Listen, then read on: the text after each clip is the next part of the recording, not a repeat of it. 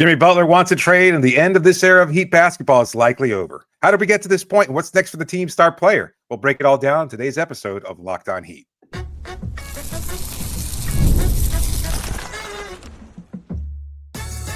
You are Locked On Heat, your daily Miami Heat podcast, part of the Locked On Podcast Network, your team every day.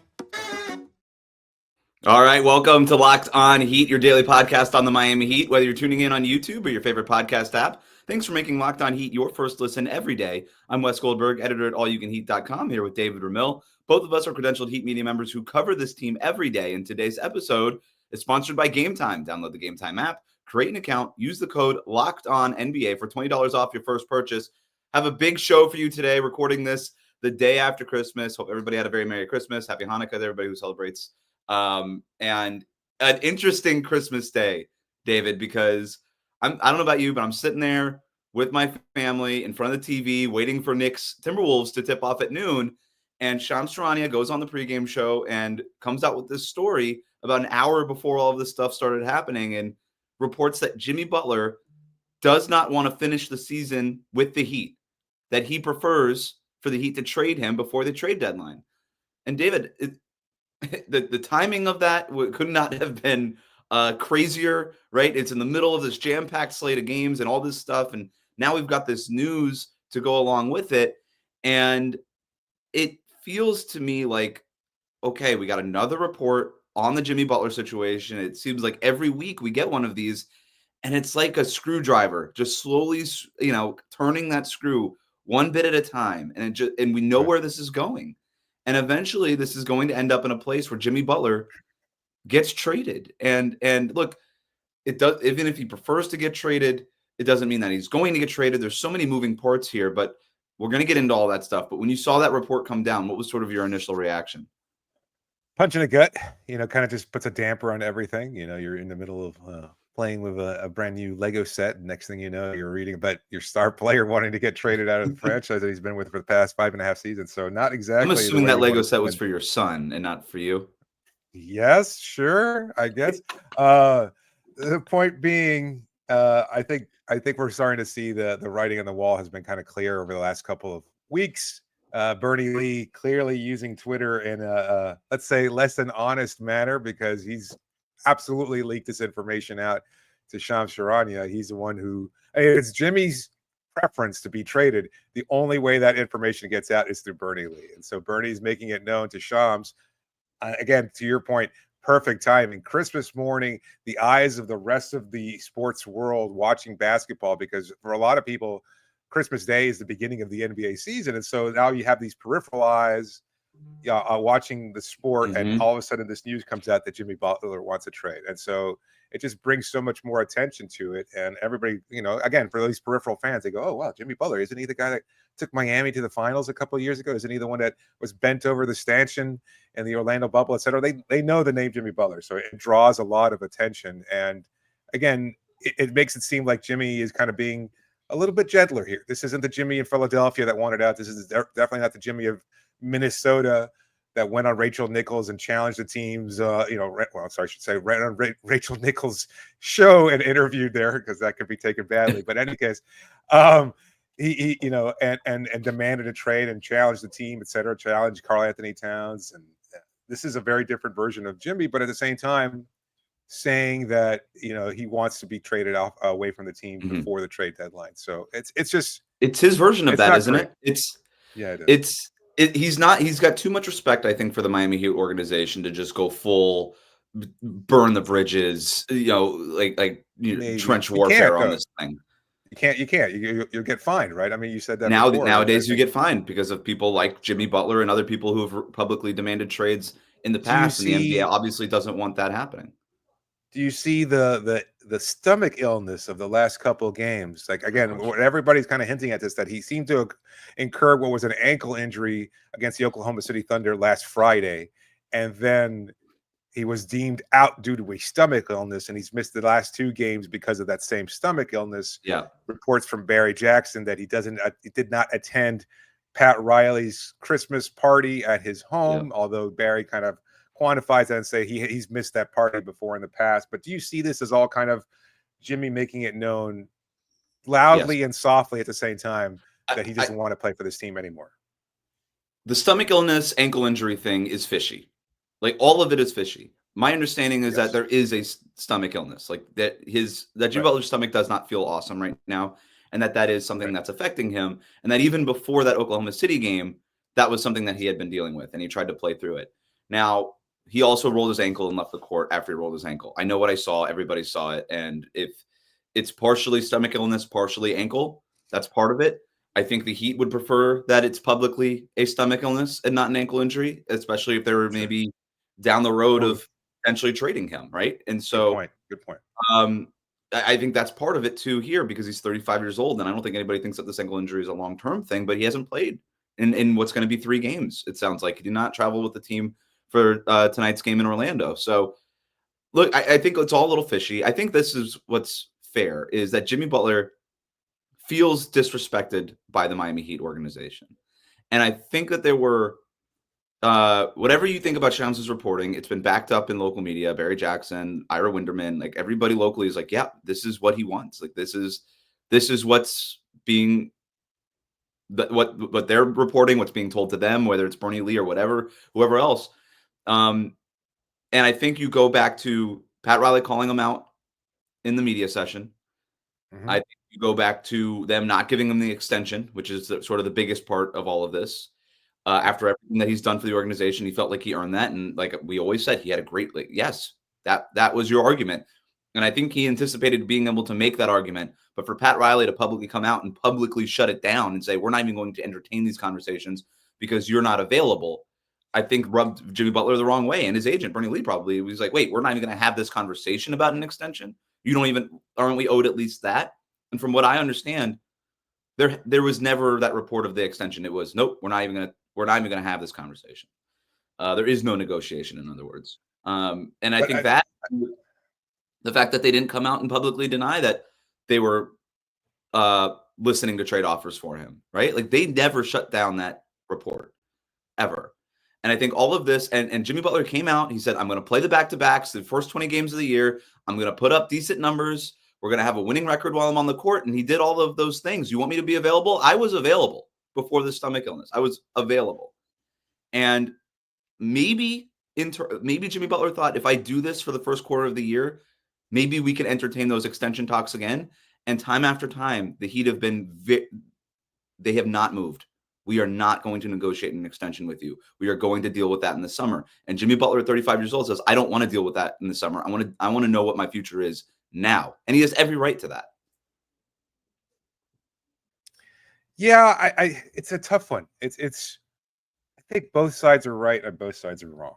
And that's the unfortunate part of this, is that this is just heading into a very ugly blow up between what should have been a fruitful relationship. Like, I mean, for years we have heard how Jimmy's like the perfect fit, right? What is it that Udonis always said about the team, that, that this is we're not a place for dogs.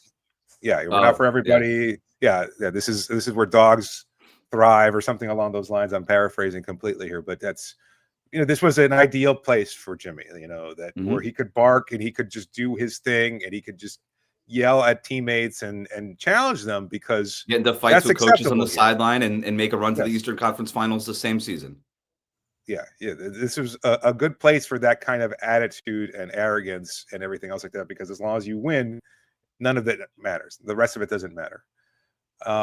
And now you're looking at, I guess, from his perspective, he wanted the respect that comes with having an insane amount of money being thrown at him at this stage in his career. And I see people arguing that they should give him the extension, and it just feels like that I cannot stomach that personally. I just don't know how. If it was, I know it's not my money, and maybe I'm just looking at it wrongly. In the past, I've kind of sided with franchises in the sense that, you pay players what they deserve and everything like. But this is about paying him for past performances rather than present ones or future ones. You can't give a 38-year-old player who misses an average of 20-something games a year $60 million a year, or close to that amount. Like, that's an insane amount of money for a player of that capacity, despite whatever success you've had from him. And from his perspective, he's like, well, look, I've carried this franchise for the past 6 years. I carried it out of what was likely to be a long perennial bout with mediocrity and missing the playoffs. And if I go, since then we've seen the and if I finals leave, you're probably headed there again,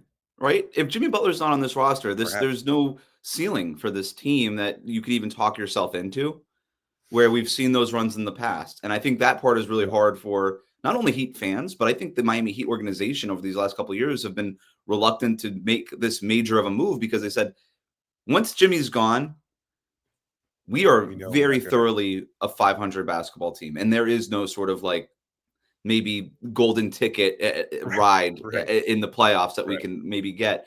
I would argue that that's probably gone anyway, right? I think the window has been closed for a couple of years now. And so that's sort of where the Heat have to make that decision. And you're absolutely right. You can't make those decisions based on past performances. The end of these things are rarely pretty. Like this is the way things in sports end. It's rarely do you get the send off even that I was going to say even Dwayne Wade got. And we all know that there wasn't always, roses with Dwayne Wade in 2016 having to leave and come back, but rarely does it end the way that you want it to end, just like we saw with Clay and Golden State. But the Heat have, in my mind, 4 avenues that they can go down right now. We'll tell you what they are after this. Today's episode is brought to you by Game Time and their new feature called Game Time Picks. That makes getting tickets for live events even easier. Let's say you want to celebrate the holidays.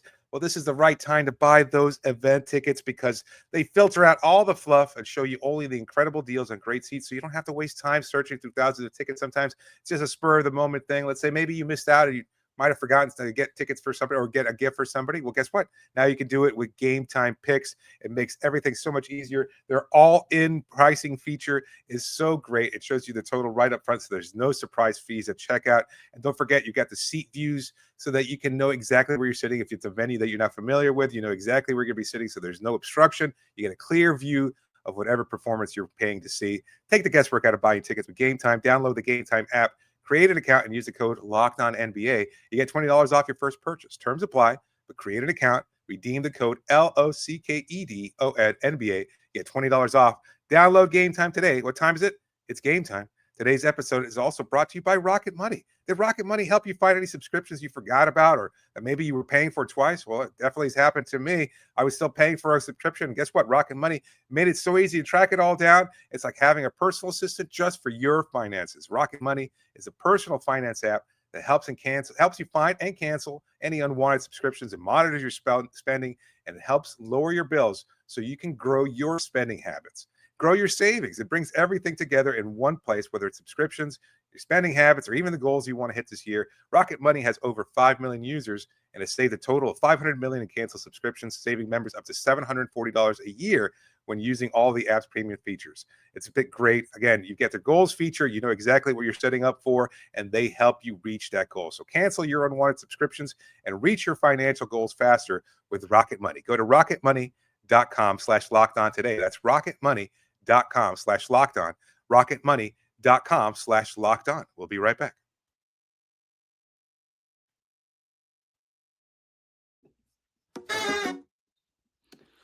Welcome back to Locked On Heat. Thanks for making Locked On Heat your first listen every day. A reminder that your favorite NBA podcast now has a newsletter. Go to lockedondaily.com to check out the Locked On Heat daily newsletter. One stop for everything you need to know about your Miami Heat and what's going around in the NBA.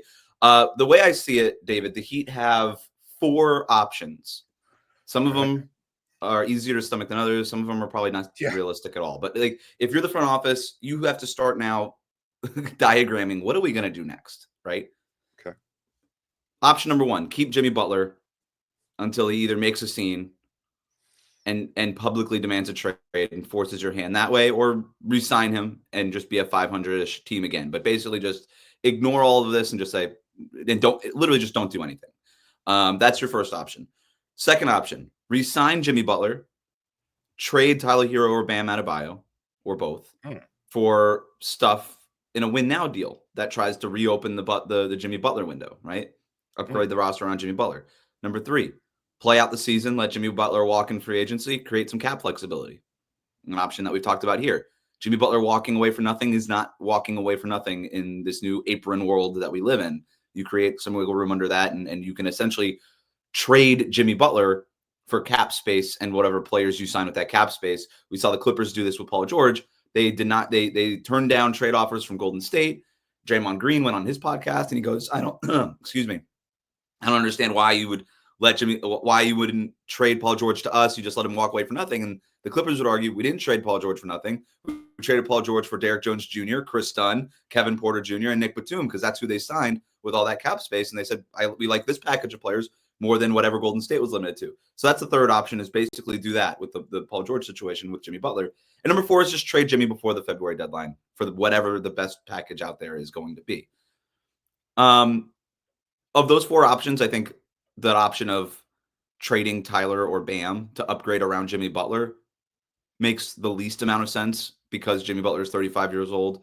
And I don't know that there's a trade out there that if you trade Bam or Tyler, that you're upgrading the roster enough to be like, yeah, we feel pretty good about competing with Boston. And that door is closed. So if the Heat have determined that door is closed, then you have 2 things. You either trade them before the deadline or do nothing and just wait for the summer.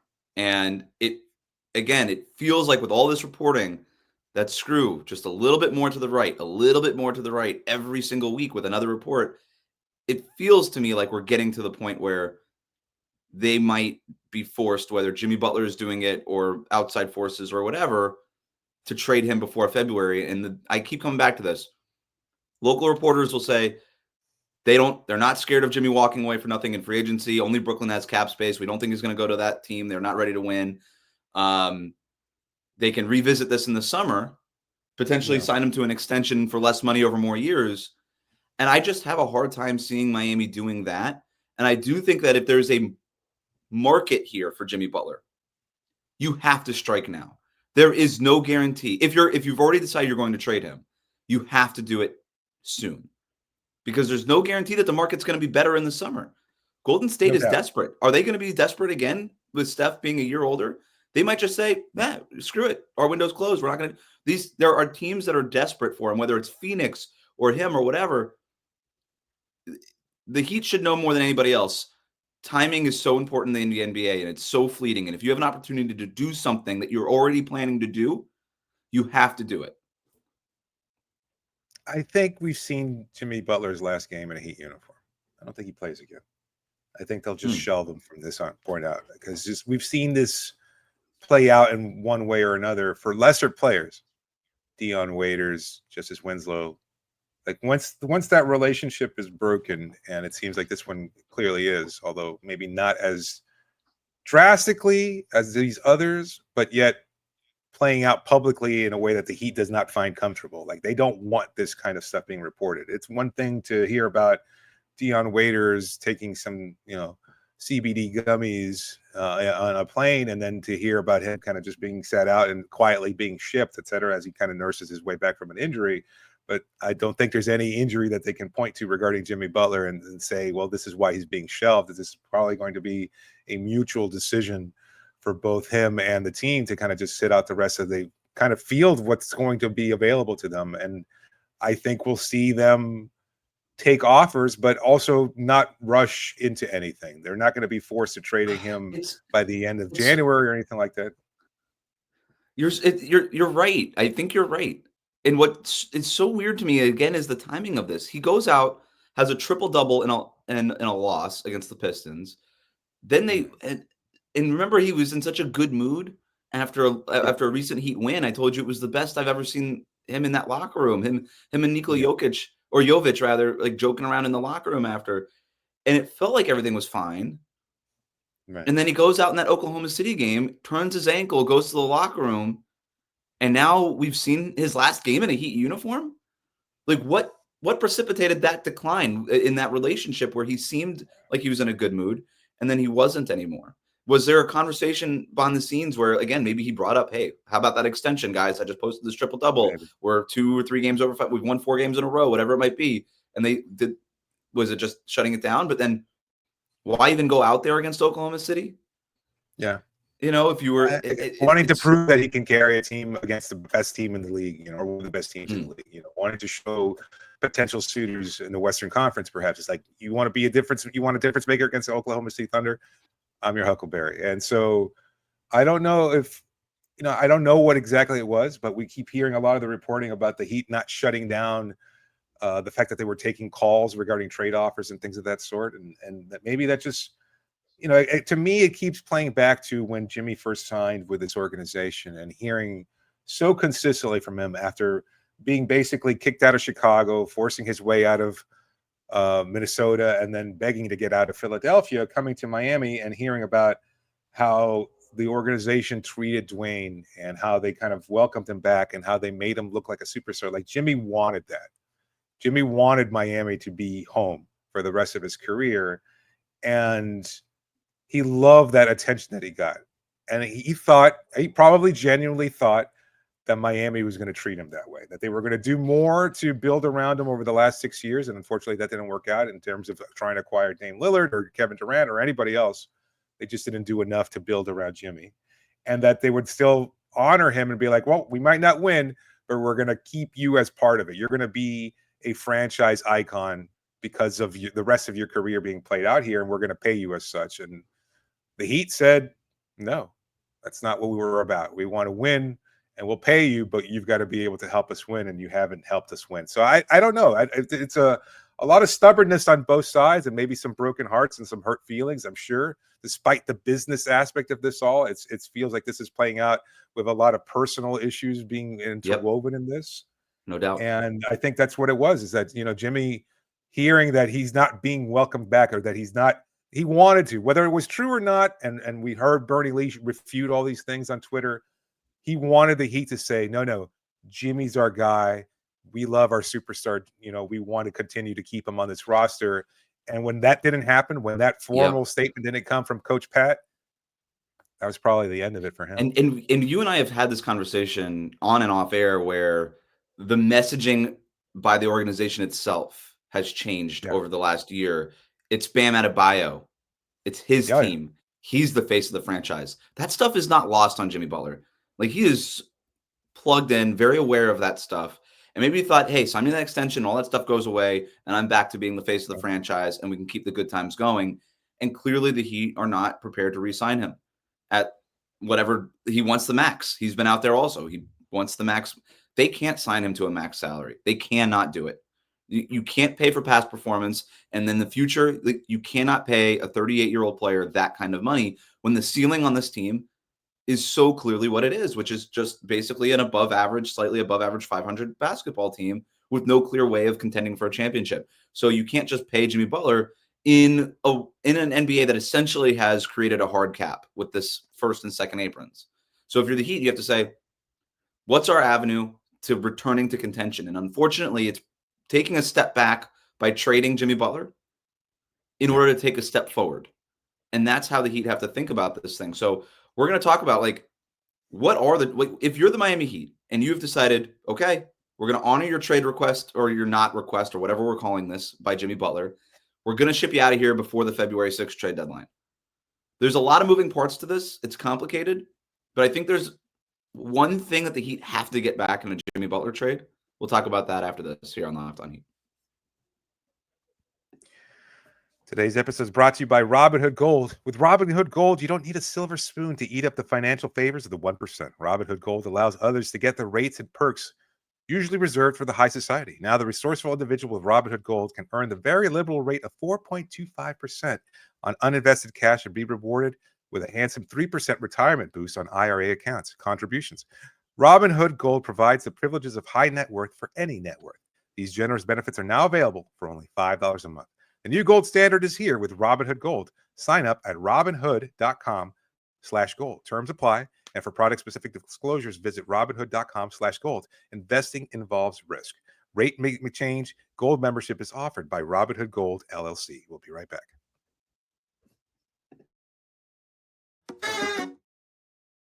Thanks again for making Locked On Heat your first listen every day. The best way to support the show, like and subscribe on YouTube. Follow us on your favorite podcast app. You can also sign up to the Locked On Heat Insider community where we're sharing our reporting around the Jimmy Butler situation and more. You also get first dibs and mailbag questions for our post-game shows. We will be back tonight after the Miami Heat's game in Orlando against the Magic. Let's talk about what's next then for the Heat and these what they should be looking for in a trade package. And here's the bit where we can do a little bit more reporting on this. The Heat, if they trade Jimmy Butler, they're not going to be getting that Rudy Gobert, Donovan Mitchell type of return package. That doesn't exist in today's NBA. Look at what Minnesota had to do when they traded Karl-Anthony Towns. They got a couple of players back, right? Good players, but that's what they got. Trading away a player at this kind of salary, understanding he's probably you're gonna have to sign him to an extension, whatever team you are that trades for him. There's just a limited amount of resources that can go back in that kind of deal. And honestly, there's not that many teams that want to do that. I think there's I would guess maybe a half dozen teams that are at least calling the Miami Heat, right? And I think the teams that are out there that he's already stated that he'd be willing to play for: Golden State, Houston, Dallas, Phoenix. I think there's some other teams out there. I think Denver maybe already has or would give Miami a call. And I think there's some other teams that could potentially get involved and just ask what the price tag on Jimmy Butler would be. And if you're and I think what the Miami Heat are going to prioritize is cap flexibility. I think that's what it's going to be. They're not going to want to take a bunch of long-term contracts back. They're not going to want to take a bunch of big contracts back. They're going to want that are on the books for multiple years. This is a team that understands that if they trade Jimmy Butler, they're going to have to take a step back. But in taking that step back, they want to prepare themselves to be able to make that move that they haven't been able to make. Right? They didn't have the assets to trade for Damian Lillard or Kevin Durant or all these things. If you trade Jimmy Butler, you got to get that back. You got to create that flexibility to facilitate those deals, but also probably some draft picks and things like that. So if they trade Jimmy Butler, I don't think you're going to see like this star player coming back. You're not going to see maybe even like a young player that you're really excited about. It might literally just be some expiring deals for the most part that are building up this package, a couple of draft picks maybe, and then an opportunity to create with those expiring contracts some flexibility going forward. And that might be it. And by the way, again, in today's NBA, that's a lot. Like creating that flexibility and rebuilding your asset base, there's something to be said for that. No doubt. I mean, you pointed it out. You mentioned his name, Karl-Anthony Towns. Like that's an all-star player at his peak, very young, in a win-now situation in New York where they kind of needed his floor spacing ability.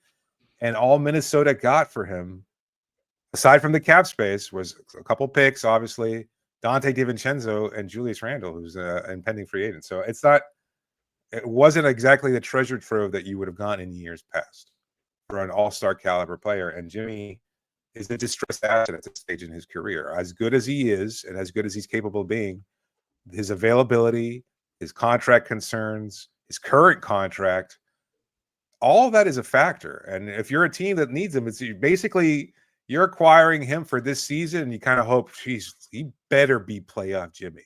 It's a hell of a risk. Mm-hmm. And I think every franchise is aware of that because you're basically paying him for this season. You're acquiring him for this season because you don't know what's going to happen down the road. You might have to let him walk. You might be able to sign him for an extension, but he might not ever be that player that we've seen in a Heat uniform for another franchise. He might not ever be playoff Jimmy again. And so that's a huge concern. And so, I mean, when you say half a dozen teams that might want him, that might be too high. Like, I don't know that there are so many teams that can afford to mortgage even a little bit of their future to acquire a player of that caliber. I still don't know. Like even today with all the reporting and everything else, it seems like a trade before the deadline seems likely. And yet I could see it just playing out where they might just let him walk in the offseason and be like, okay, sorry, we couldn't make anything that's work. Interesting. But, you can't just trade him for anything, right? Like you can't, for instance, trade him to Phoenix for Bradley Beal because now you're not getting that cap space and you're not really getting an asset. Even if you get like a 2031 Phoenix pick, I don't think that is enough to warrant, okay, we have this 2031 Phoenix pick, but we have nothing to use it on because we have no cap space, right? Like even if we go to acquire Bradley Beal still has a no trade clause, like it's hard to sort of build that roster out. So I do think that we've talked about this before. If Jimmy ends up in Phoenix, it's probably a multi-team deal, a 3-team deal that Beal goes some ways, there's no trade clause, goes somewhere else, and Miami is getting stuff back. I'm just saying, I think Heat fans should be prepared to be a little underwhelmed by what comes back, right? It might be a little bit closer to what the Clippers traded for James Harden, where it was just like, here's a bunch of expiring salary and some draft picks, Philadelphia.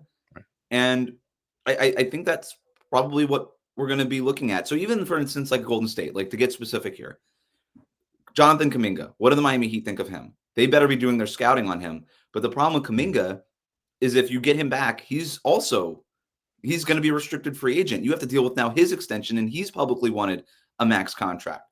So if you don't think he's worth the max, and I don't know what the Miami Heat think of Jonathan Kuminga, right? But if you don't think he's worth the max, then it's really hard to trade for him.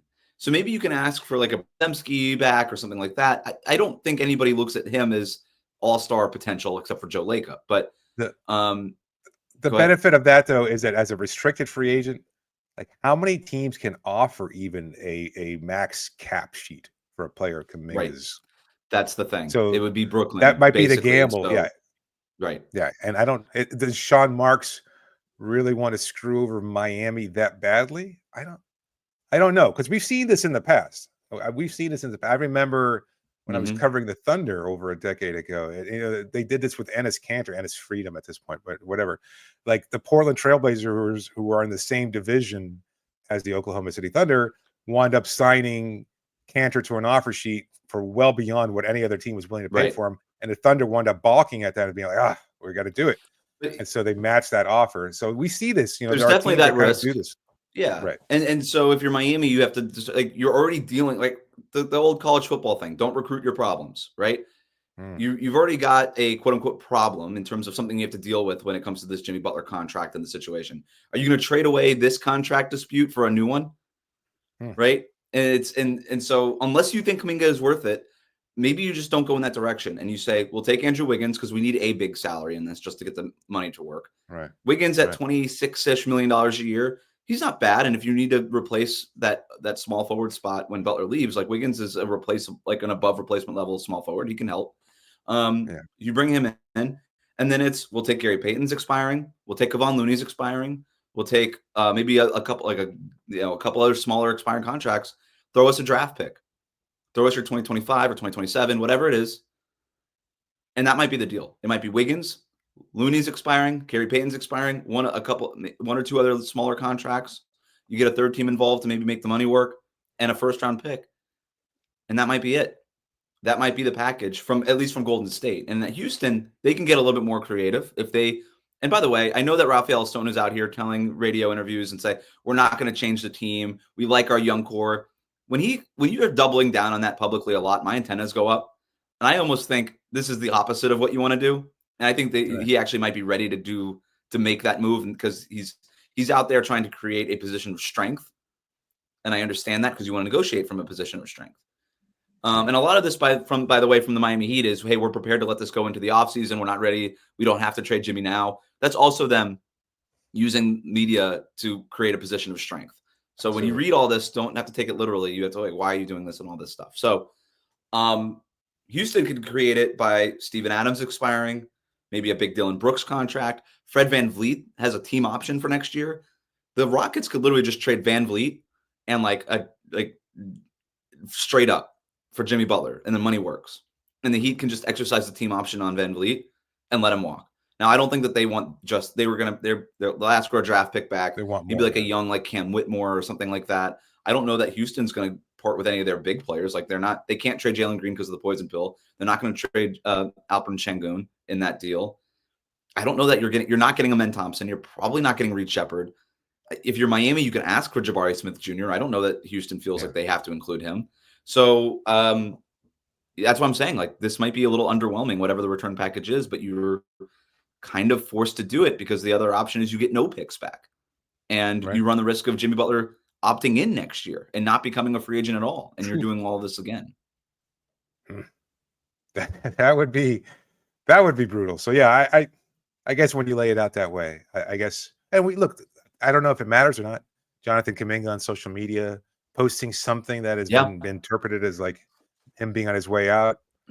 I could see that being an option. Like we hear it manifest now when the news actually breaks, but it'll be days and weeks of conversations having taken place before anything is finally consummated. It never boils down to just a 10-minute phone call, and next thing you know, Shams or Woj before him tweeting out exactly what's taking place. Like, this is, an ongoing conversation that's been happening for some time, and it will continue to be so. And then we'll just finally hear the news at some point.